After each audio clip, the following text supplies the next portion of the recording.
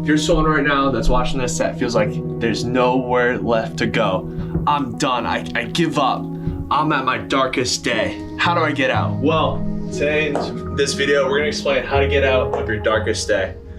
I'm Merrill Cushman, certified Wim Hof instructor and lifestyle coach. This is Tucker Newman, holistic lifestyle coach. Yo, what's up? We're gonna get right into it.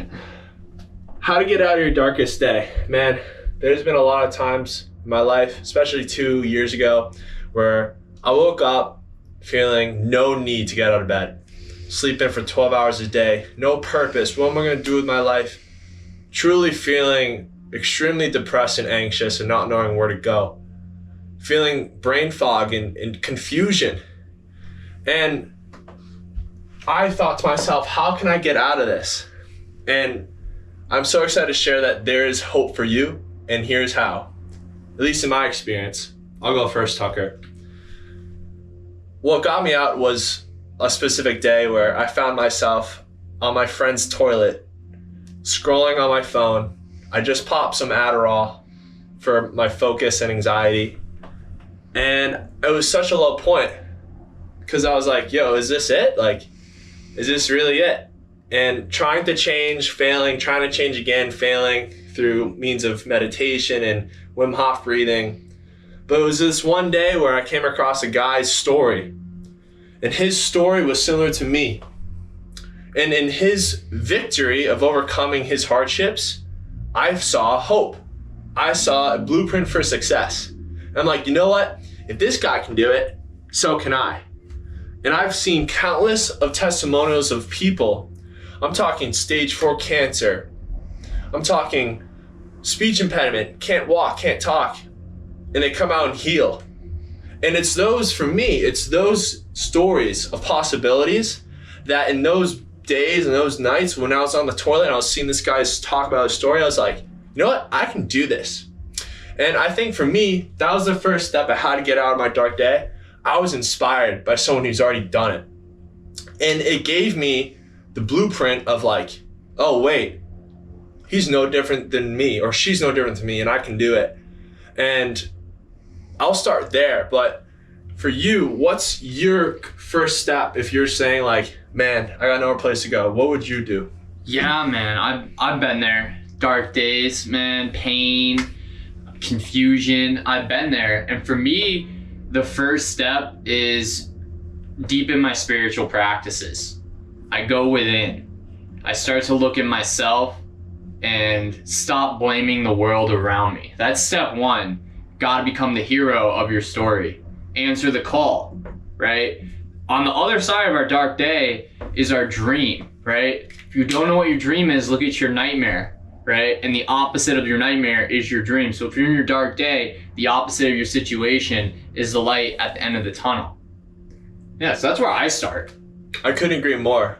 My journey, like when I chose to answer the call, on the other side of the pain was, as you said, kind of equal to the amount of love that's waiting for you.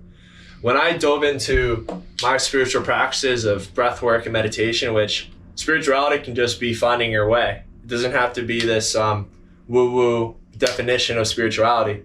You know, it's the art of knowing yourself. And through that quest of understanding what you need to do to take care of yourself, man, the other side of that is gold, bro. For sure, for sure. Absolutely. So I think phase 2 for me was taking inspired action. So immediately when I felt the call for adventure, you know, on my adventure for healing and transformation, all right, let me put together a game plan to really follow and committing to that. Because if you're on your darkest day and you see someone else, everyone has that day one. You know, the sun's gonna come out every single day, and every single day is a new choice. And what if tomorrow, after watching this video, or even tonight, you're like, you know what?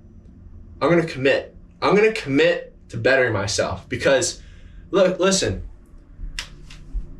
for a while, I think I was really actually comfortable with being miserable. I was super comfortable avoiding my problems because it was super easy.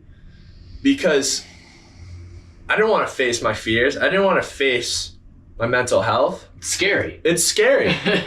So as a result, I would choose more things that would create more misery or avoidance, watching Netflix, which of course can be entertaining, but it's how you're using it, right? Intention. And as a result, I just kept rewarding this system of like, I'm not good enough, I'm X, Y, and Z. But hey, at some point, the soul's gonna be knocking. I gotta feel alive. I gotta go on this adventure. I wanna feel more joy, right? So at this point, it's actually a beautiful opportunity for you to start saying yes. For me, I just started saying yes to what helped me, which was meditation, breath work, and ice baths. What was the thing that really got you getting going after those dark days in your life? Well, step one was I'm the hero of my story, and then being open to help, right? Saying yes to help, not saying I have to do this all on my own, figure this all out. And as I said yes to that, things start to flow in. The law of attraction, right? You start to attract the energy that you're being. So if you're being the energy of reception and saying, all right, I'm ready to receive my healing now, I'm ready to receive my insights, you get the yes. Though I didn't know it was gonna be the way I thought it was, because I've been going to doctors to help me with my problems, yet I wasn't getting the answers. So when I got told by my parents, like, hey, we're gonna try this other doctor when I was playing football in a tough spot in college, I was very skeptical. I was like, another doctor, what are they really gonna help me with? But because I was staying open, he referred me to a Czech professional, and that started me on the path of really focusing on the basic principles of living. So the first step for me that really helped was eating organic food and drinking spring water. Those were foundational, can't really miss things that when I find myself getting away from it, I go back into my darkness. Very true. And this new level of who you're becoming requires different actions, requires different thinking. And it's getting aware of what this person feels like. How do they live? What do they eat? What are the thoughts they serve themselves? You are what you eat. You are what you consume. You consume thoughts, you consume emotions, you consume food. I guess to wrap it up in a bow, guys, I've been in some dark times, but here I am now, and I'm the happiest, healthiest, and strongest I've ever been, and I'm still going. I ask you please to answer the call. Answer the call to more health, to more joy, because it's there on the other side, and it's just waiting for you to make that decision. I got a good thing to finish with too. So there's a quote by Rumi, a poem. It goes, when I go after what I think I want, my days are a furnace of stress and anxiety. What if I sit in my own place of patience? What I need flows to me, and without any pain. From this I understand that what I want also wants me and is attracting me. And when it cannot attract me anymore to go to it, it has come to me. There's a great secret in this for anyone who can grasp it. Wow. I want to just add on to that because I think it is kind of like law of attraction. When you start to better yourself, let's say you start going to the gym, you're going to find people in that community that are either in the same boat as you or that inspire you, right? If you start hanging out with and start consuming the information of the things that uplift you rather than take from you, I think you'd feel a little better. Start to take those actions. So 100%. All right, cool. 3, 2, 1, boom. We're out. Build the life of my dreams. So on the way. Why wait? Why wait?